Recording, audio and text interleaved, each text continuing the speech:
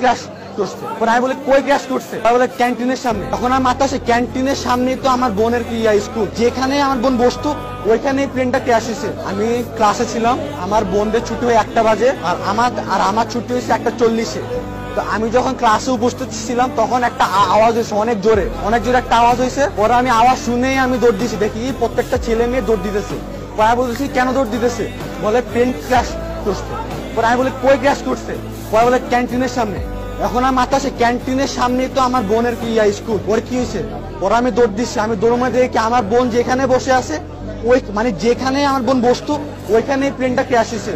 আমি পাগলের মতো খুঁজতেছি আমার বোনকে, আর বোনকে পাচ্ছি না। আমি পরে আমি দেখি যে ক্যান্টিনের মধ্যে আমার বোন দাঁড়িয়ে আছে, ওর মাথা দিয়ে ব্লাড ব্লিডিং হচ্ছে, প্লাস ওর হাত পা সব খসে ফুটে গেছে।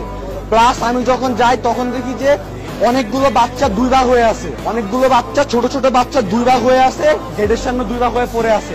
অনেক গার্জিয়ান 2 ভাগ হয়ে আছে, কেউ নর্মালি মারা যায় নাই, প্রত্যেকটা সিভিয়ার খুবই খারাপ অবস্থা হবে, প্রত্যেকটা বাচ্চা প্রত্যেকটা গার্ডিয়ান এভাবে মারা গেছে। তখন আমি আমার কি যে বোনকে নিয়ে আমি লুবানাতে যাই, তখন তারা দেখি স্যালাইন দেয়। তারপর স্যালাইন যাওয়ার পরে